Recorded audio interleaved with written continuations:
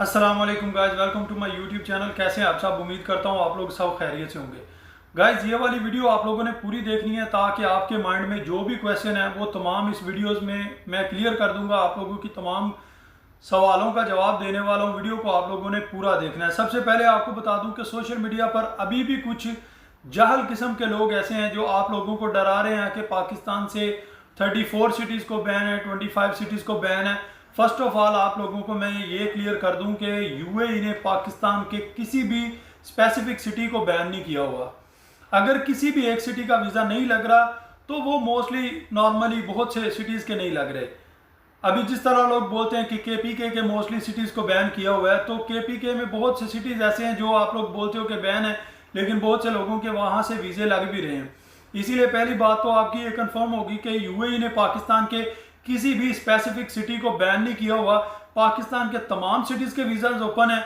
अगर किसी का रिजेक्ट होता है तो वो किसी भी सिटी से हो सकता है, इसमें किसी किस्म की कोई ख़ास बात नहीं है। सबसे पहले अभी आप लोग माइंड में रखें और बार बार एक क्वेश्चन ना पूछा करें, पाकिस्तान का कोई भी स्पेसिफिक सिटी बैन नहीं है यूएई में। अगर वीज़ा रिजेक्शन है तो ऑल ओवर पाकिस्तान में, सिर्फ किसी भी एक स्पेसिफिक सिटी के लिए नहीं है। दूसरी बात, विजिट वीज़ा बहुत से लोग अप्लाई कर रहे हैं। उन लोगों के विजिट वीज़ाज और वर्क वीज़ाज आउटसाइड पाकिस्तान, बेशक आप इंडियन हो, पाकिस्तानी हो या बांग्लादेशी हो, तो बहुत से लोगों के वीज़ाज होल्ड में पड़े हुए हैं। 15-15 दिन से एक महीना हो गया, 2-2 महीने हो गए। और इसी बहाने से यही टोटका इस्तेमाल करके बहुत से एजेंट लोग आप लोगों को ये बोल रहे हैं कि हमने आपका वीज़ा अप्लाई किया हुआ है 3 महीने से, 4 महीने से, और अभी तक वीज़ा नहीं निकल रहा। मैं आपको बता दूं, अगर तो आपका वीज़ा होल्ड है, बेशक विजिट है या वर्क वीज़ा है, और होल्ड हुए उसको 1 महीने से ज़्यादा टाइम हो गया, तो आप लोग ये चांसेस अपने माइंड में रखो कि आपका वीज़ा रिजेक्ट है, रिजेक्शन में जाएगा। जब भी रिजल्ट आएगा वो रिजेक्ट ही होगा। होल्ड में होगा ओके, क्योंकि इमिग्रेशन में काम ज़्यादा है। बहुत से इलीगल लोगों को उन लोगों ने लीगल किया है, बहुत से लोगों को आउट किया है, इन किया है, तो इस वजह से वहाँ पर प्रेशर ज़्यादा है और काम ज़्यादा है। इसी वजह से आपके वीज़ा प्रोसेस होल्ड में जाते हैं। लेकिन अगर लोगों का में से किसी का भी 1 महीने से ज़्यादा होल्ड में पड़ा है तो वो मैक्सिमम चांसेस है कि वो रिजेक्ट होगा, वो एक्सेप्ट नहीं होगा। दूसरी बात आपको बताऊं, अगर आप लोग पाकिस्तान से यूएई में आ रहे हो और आप लोग या तो वहाँ से वर्क वीज़ा अप्लाई कर रहे हो या फिर आप लोग यहाँ आकर अप्लाई करते हो अपना वर्क वीज़ा, वैसे यहाँ पर इनसाइड यूएई आपको पाकिस्तान का करैक्टर सर्टिफिकेट नहीं चाहिए, पुलिस क्लियरेंस का। अगर आप इनसाइड यूएई आकर यहाँ से वीज़ा अप्लाई करते हैं तो आपको पाकिस्तान का पुलिस क्लियरेंस सर्टिफिकेट नहीं चाहिए। अगर आप पाकिस्तान से अप्लाई करते हो तो वहाँ की गवर्नमेंट को पाकिस्तान की को चाहिए, तो आप लोग वहाँ से अप्लाई करने के लिए आपको वो लाजिम है। बेशक वो आपसे विजिट वीज़ा पर मांग ले या फिर वर्क वीज़ा के लिए मांग ले, लेकिन पाकिस्तान की गवर्नमेंट को ही चाहिए होगा वो। अगर आप इनसाइड यूएई हैं तो आपको पुलिस क्लियरेंस सर्टिफिकेट नहीं चाहिए। लेकिन अगर आप पाकिस्तान से भी आ रहे हैं, यूएई में आने का प्लान कर रहे हैं, तो बेहतर है आप लोग वहाँ से प्रिंट आउट निकाल के ले आओ। मोबाइल पे ऑनलाइन आप सब कुछ कर सकते हो, इसमें टाइम नहीं लगेगा। इन फ्यूचर फॉर एग्जांपल अगर कभी ज़रूरत पड़ सकती है तो आप लोग इसको यूज़ कर सकते हो। अदरवाइज अगर आप इनसाइड यूएई आ चुके हो और आप अपना वर्क वीज़ा अप्लाई करना चाहते हो तो आपको पाकिस्तान का police clearance certificate inside UAE नहीं चाहिए। दूसरी बात, ये विजिट वीज़ा पर बहुत से लोग बोलते हैं कि क्या रिक्वायरमेंट्स है। रिटर्न टिकट आपकी होनी चाहिए, उसके अलावा होटल बुकिंग आपकी होनी चाहिए जितने दिन आप यूएई में रुकेंगे। अगर आपका वीज़ा 1 महीने का है तो आपके पास 3000 दिरहम कैश होना चाहिए, और अगर 2 महीने का विजिट वीज़ा तो आपके पास 5000 दिरहम होना चाहिए। होटल बुकिंग आपकी उतने दिन की होनी चाहिए जितने दिन आप यहाँ पर रुकेंगे, और आपके पास प्लेन की जो टिकट है वो रिटर्न भी होनी चाहिए। अदरवाइज ये 3 चीज़ें आपके पास नहीं होगी, होटल बुकिंग कंफर्म नहीं होगी, तो आपका वीज़ा रिजेक्ट होगा। अगर होटल बुकिंग नहीं करनी, किसी रिलेटिव के पास जाना है, तो उसके सेम नाम पे उसके फ्लैट का एग्रीमेंट होना चाहिए, उसको अटैच करो। अगर वो बेड स्पेस पे है या शेयरिंग रूम पे है तो वो नहीं चलेगा, आप लोगों का विजिट वीज़ा रिजेक्ट हो जाएगा। बहुत से भाई कमेंट सेक्शन में कमेंट करते हैं कि हमें कंफर्म न्यूज़ बताएं कि विजिट वीज़ा कब खुल जाएगा, वर्क वीज़ा कब खुलेगा। कंफर्म न्यूज़ कोई भी नहीं है और कोई भी बंदा आपको नहीं दे सकता। हर वीडियो के नीचे सेम कमेंट ना किया करें। अगर एक वीडियो में किसी बात का ना पता चले तो उससे पीछे वाली वीडियो जाकर देख लिया करें, मैक्सिमम बातें उसमें क्लियर हो चुकी होती हैं ऑलरेडी। अगर किसी एक वीडियो में ना हो तो उससे आगे वाली या पीछे वाली वीडियो में देखो तो वो बातें कंफर्म हो जाती हैं। कुछ आप लोग भी थोड़ी सी स्ट्रगल किया करो ताकि आपको पता चल जाए कि किस तरह कोई चीज़ ढूंढते हैं, किस तरह मिलती है। ठीक है, बिल्कुल ईजी प्रोसेस है। कोई बंदा आपको कंफर्म न्यूज़ नहीं दे सकता। अगर कोई भी कंफर्म न्यूज़ आपको देता है विदाउट यूएई की गवर्नमेंट, तो वो बंदा झूठ है, फ्रॉड है, वो आपसे पैसे बटोरने के लिए आप लोगों को नहीं से नहीं कहानी सुना रहा है। Otherwise no one can tell you confirm date of UAE visit visa and work visa. दूसरी बात ये, एक भाई का कमेंट आया वीडियो में कि होटल बुकिंग किस तरह करते हैं। होटल बुकिंग अगर आपका कोई इनसाइड यूएई है, कोई रिलेटिव, दोस्त, कोई जानने वाला, उसके थ्रू भी आप करवा सकते हैं, लेकिन पेड करें विद क्यूआर कोड। अगर क्यूआर कोड के बगैर होगी तो एक्सेप्टेबल नहीं होगी, पेड होनी चाहिए, नॉर्मल डमी नहीं चलेगी। अगर आपका कोई रिलेटिव नहीं है तो आप एप्लीकेशन डाउनलोड करो booking.com, प्ले स्टोर से, एप्पल स्टोर में भी है, वहां से डाउनलोड करके जिस एरिया में आप लोगों ने जाना है, दुबई, शारजा, अबूधाबी, जिधर भी एयरपोर्ट पे आपने उतरना है, उसी हिसाब से आप लोग करीब टिकट करें, किसी भी होटल बुकिंग कर लें, तो आप लोग ऑनलाइन ये बुकिंग कर सकते हो पेड। लेकिन पेड करनी है जितने दिन आप लोगों ने रहना है। तो इजीली booking.com एप्लीकेशन से आप लोग ये काम कर सकते हो। ये एक भाई का कमेंट है, स्क्रीन पे आप लोगों को नजर आ रहा है कि मैं पहले यूएई में आया था, मैंने वीज़ा अप्लाई किया था तो मेरा वीज़ा नहीं लगा, अभी मैं पाकिस्तान आ गया वापस। तो बहुत से लोग बोल रहे हैं कि पैसे दो आपका वीज़ा लगवा देते हैं। जब तक इमिग्रेशन में क्लियरेंस नहीं होती, जिन लोगों के वीज़े होल्ड में पड़े हैं उनका कोई आंसर नहीं आता। किसी बंदे को कोई पैसा ना दो, आपका कोई वीज़ा नहीं लगने वाला। फजूल में पैसे बर्बाद ना करो, बाद में पैसे लेके वो खा जाएंगे और आप फिर लोगों के वीडियोस के नीचे कमेंट करते रहेंगे।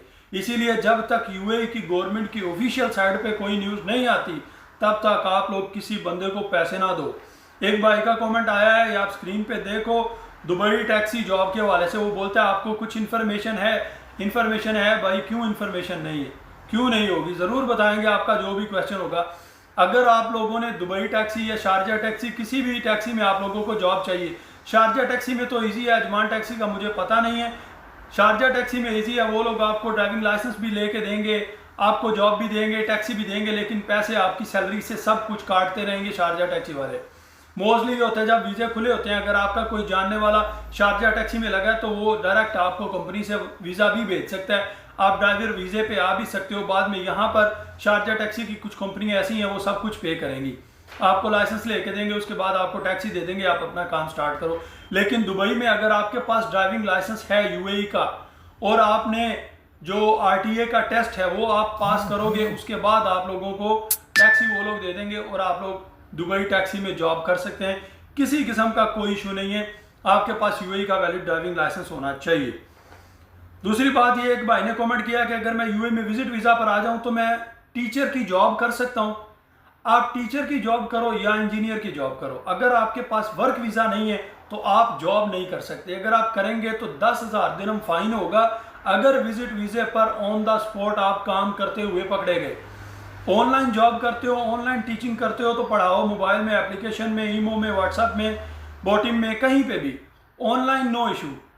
लेकिन ऑफलाइन अगर आप लोग जॉब करते हो, स्कूल में या किसी भी जगह में अगर आप काम करते पकड़े गए तो 10,000 दिरहम फाइन है, ये सोच लें। उसके बाद विजिट वीज़ा पर आप काम करें। बाकी टीचिंग का स्कोप, यहाँ पर स्कोप बहुत अच्छा है, टीचिंग का अच्छी जॉब है, वेल सैलरी मिलती है और वीआईपी सिस्टम है। बाकी उस्ताद की इज्जत दुनिया के हर कंट्री में है, ये आपको पता है। कोई भी कंट्री जैसा भी हो, उस्ताद की हर जगह पर कदर है और जो लोग उस्ताद की कदर नहीं करते वो जलील होते हैं सारी ज़िंदगी, अपने होम कंट्री में भी और दूसरी जगह भी जहाँ पर जाएँ वो जलील ही होते हैं। एक भाई का कॉमेंट है, आज़ाद वीज़े पे कितने पैसे लगते हैं? भाईजान वीज़ा आज़ादी का हो या गुलामी का, ये मैंने आपको पहले भी बताया, वीज़ा एक ही होता है, वर्क वीज़ा, और 2 साल का होता है। फ्रीज है उनका 3 साल का होता है, मेन लैंड का 2 साल का होता है। आज़ाद वीज़े का कोई कॉन्सेप्ट नहीं है, वीज़ा एक ही होता है और उसका नाम वर्क वीज़ा होता है। बाकी हम लोगों ने इसके नाम बनाए हुए हैं, आज़ाद वीज़ा और गुलाम वीज़ा। ये इस तरह का कोई रॉकेट साइंस नहीं है और ना इस तरह का कोई बात है। वीज़ा, आज़ाद वीज़ा या गुलामी वाला वीज़ा, वीज़ा एक ही होता है, वर्क वीज़ा होता है। How to apply online visa, एक भाई का कमेंट है, ये स्क्रीन पे आपको नज़र आ रहा है। भाईजान अगर आपने जॉब के लिए अप्लाई करना है तो किसी भी अच्छी कंपनी में, अथेंटिक कंपनी में आप लोग ऑनलाइन अप्लाई कर सकते हो। अगर कंपनी की रिक्वायरमेंट पे आप लोग पूरा उतरते हो तो कंपनी आपको हायर करती है। मोस्टली कंपनियां, आप लोग अगर आपकी एजुकेशन अच्छी है, स्किल्स अच्छी है आपकी, तो कंपनी आपको आपके कंट्री में भी वीज़ा भेज देंगी। बहुत से लोग बहुत सी कंपनियों में इसी तरह काम कर रहे हैं, वो अपने होम कंट्री से ही डायरेक्ट वीज़े पर आते हैं, कंपनियां उनको हायर करती हैं। लेकिन इसके लिए बंदे में भी कोई ना कोई क्वालिटी होनी चाहिए, तो फिर कंपनी ऐसे काम करती है, अदरवाइज आपको ऐसे नहीं मिलेगा। जॉब ऑफर लेटर, एक भाई का कमेंट सेक्शन है कि मुझे जॉब ऑफर लेटर मिला हुआ है कंपनी का, या आप स्क्रीन पे कमेंट पढ़ सकते हैं उसका। अगर आपके पास कंपनी का ऑफर लेटर है और उसके बाद कंपनी आपको बोलती है कि हमारे पास वीज़ा लगाने के लिए कोटा नहीं है, तो आप जाकर उस कंपनी पर केस भी कर सकते हो। ये बातें आप लोगों को कोई नहीं बताएगा जो बातें मैं आप लोगों को बताता हूँ। क्यों? क्योंकि मेरा तो ये काम नहीं है वीज़े वगैरह लगवा के देने का, ना मैं एजेंट हूँ, ना मेरा टाइपिंग सेंटर है, ना मेरी ट्रैवल एजेंसी है, इसीलिए आप लोगों को सही बातें बताता हूँ। लेकिन अदरवाइज ये बातें आप लोगों को अंदर की कोई बंदा नहीं बताएगा। अगर कोई कंपनी आपको ऑफर लेटर देती है और उसके बाद आप लोगों को जॉब नहीं देती, आप जाओ उस कंपनी के खिलाफ कंप्लेन कर दो।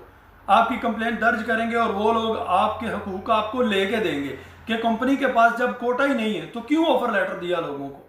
और कोटा कौन सा करोड़ों दिरहम का मिलता है, ये नॉर्मली थोड़ी सी फीस होती है, वो अप्लाई करके उन लोगों को परमिशन मिल जाती है। ये परमिशन होती है बेसिकली कोटा, ये इसको लोग नाम सुनते हैं लेकिन लोगों को पता नहीं है। कोटा एक परमिशन लेटर होता है, गवर्नमेंट आपको परमिशन देती है, ठीक है 4 बंदों के आप लोग वीज़े निकाल सकते हो।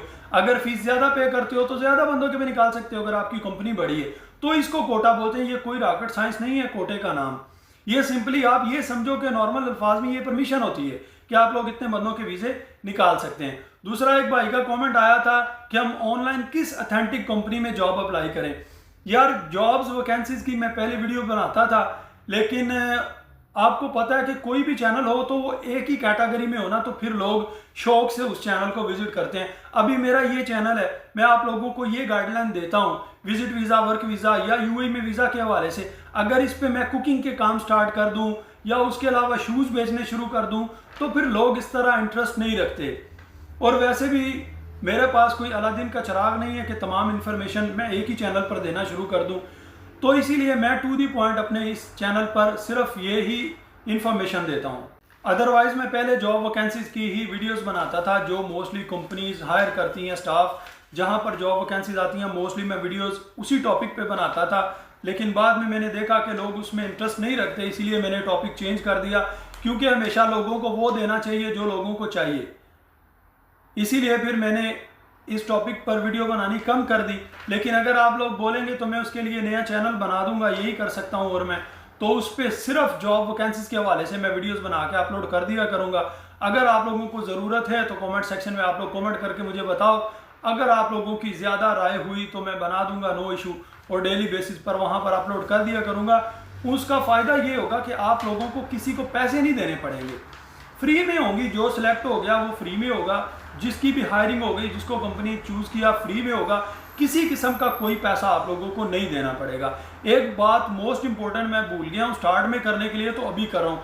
अगर कमेंट सेक्शन में कोई भी बंदा आपको रिप्लाई देता है और आपको बोलता है कि इनबॉक्स में आओ या इस तरह करो, तो मैं नहीं हूँ। मेरी एक ही आईडी है, बस यही आईडी है।